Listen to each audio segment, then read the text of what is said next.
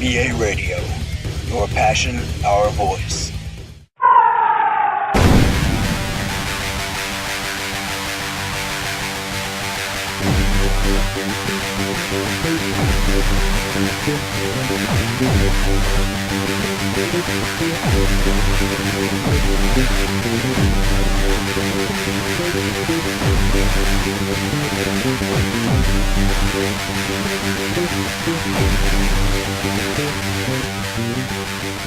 Okay, welcome to VA Radio. I'm your host Josh Inya with your co-hosts Tekido and Kalsaman.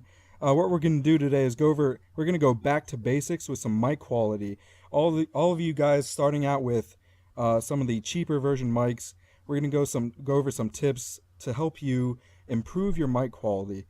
And then we're going to go into a song.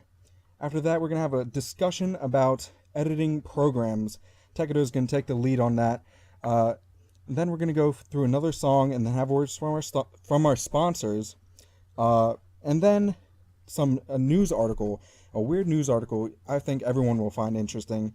We're going to talk a little bit about Macs versus PCs, and then we're going to go over some reviews of the week. How about we start with you, Castleman, on the basics? All right, so back to basics. We're going to talk about how to fix that mic quality, because everybody, I don't know about you guys, but, some people out there don't have the top-of-the-line mics. And so when they go to record something, they get something a little bit less than perfect, or maybe a lot more less than perfect. So when we look at mic quality, there's actually ways, pre-recording and post-recording of an audio clip that you can actually, alter it to make it sound good. You can reduce pop, hissing, you can reduce background noise, or you can build yourself a soundproof box, Soundproof to block box, out okay. a lot of that sound. So there's a lot of different things you can do to increase your mic quality. So I guess one we can cover is let's talk about recording.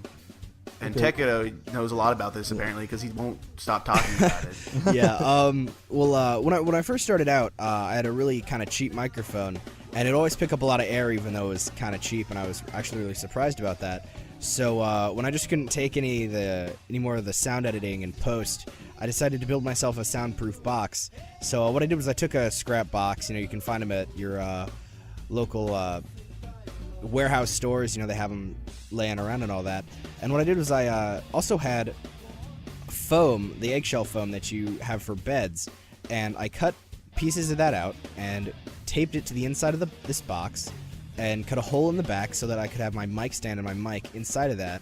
And what that did was it not only reduced my echo and the noise around it, but it also gave me a really it added the frequencies to make it sound a lot more professional, the higher and lower frequencies. With that box? Yeah, actually, because what was happening was, I think, I'm not really sure about this, but as I was talking, the frequencies weren't just going out and bouncing off the walls and whatnot, but they were just coming out, and the only thing that was reaching the mic was every frequency and nothing else but just sound from my voice and not anywhere else. Wow, that's pretty nice. So what about you, Josh? You don't have a soundproof box, do you? No, I Josh, don't no. have anywhere to put a soundproof box. I don't have a mic stand. I just have it setting up with its shock mount. And what I do, instead of making a little mini soundproof studio, is I take random soft padding, things like pillows, blankets, anything like that. If you have your own house and you can destroy the walls, you can go ahead and staple, tack, do whatever. With blankets, you can put them up on the walls. What I'm doing right now, it's actually really kind of ghetto, is stuffing pillows and things like that under my desk and having my mic under there, and it just absorbs all the ambience and sound that it could reflect off of the walls around. And Yeah. and going back on what Tekido said with the egg carton, kind of mattress padding, you can take regular egg cartons, from recycling plants or whatever like that, and tack those up to wherever you have your mic. Yeah, I've heard about that before, and not just people who do voice recording, use that. I've heard starting amateur musicians will also do stuff like that if they have a room with a lot of echo. So I've heard that's pretty useful. So let's go over to some post recording tips and tricks. So like after you finish recording your audio clip, you might go through and listen to it and be like, oh wow, I didn't realize that my computer was making a whole bunch of noise. I didn't realize it sounded like there was a parade going on outside or something. And but it's let's say it's like a decently it's a quiet, just constant background noise. Most programs that you use have something that's like a noise reduction. And usually what it'll do is you select a little portion of the clip, and you select, let's say you found one that just has a whole bunch of noise, but there's no real talking in it. You select that portion of the clip, get the noise profile from that, and then you can basically program the program to only look for noise like that, and then remove it from the entire audio clip, leaving you usually with a decently, clean sounding clip. However, this can also backfire, because if you have a lot of noise, what it's going to do is, because the frequencies are so close to your voice, it's actually going to make your recording sound a lot more muffled and kind of give it this weird effect that isn't really desirable in any way, shape, or form. So I personally don't recommend too much in post as for sound reduction. But if you really have to, with a little noise, most programs that I know of do have sound reduction effects, like Calciman said. Exactly, yeah. And I think, with me, I always have this buzzing sound from my computer, like Tekido said, and you want to get rid of that if you have that.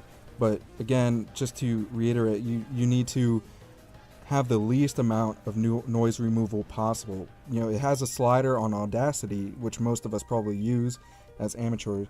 You can slide it down as far as it'll go, just high enough to have that effect, but it won't get rid of the higher frequencies.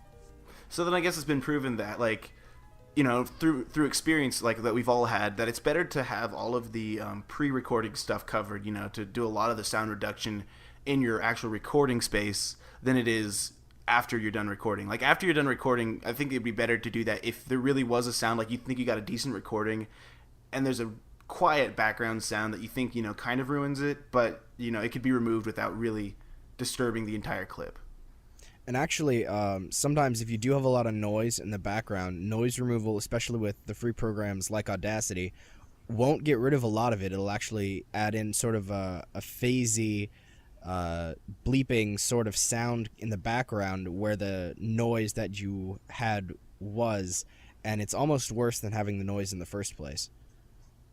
Yeah, so it's something you have to watch, but these ways can help increase your mic quality if you've got yourself, as I used to have, a $12 Logitech mic that you got from Walmart or something. So if you've got something like that, these methods can actually greatly increase the sound quality that you have, and like I said, both pre and post recording. And I think that in the end, if you can't figure it out yourself, you can always ask someone who has a little bit more experience than you. People are always willing to help out. Well, we need to take a really quick break. Before we do, though, I just want to mention that we have an email account. It's va.radio@yahoo.com. We're willing to take all your questions, so email us whatever you really want. Hey, you. Yeah, you. See that link over there in the sidebar? Click that so you can listen and download the whole 50-minute podcast.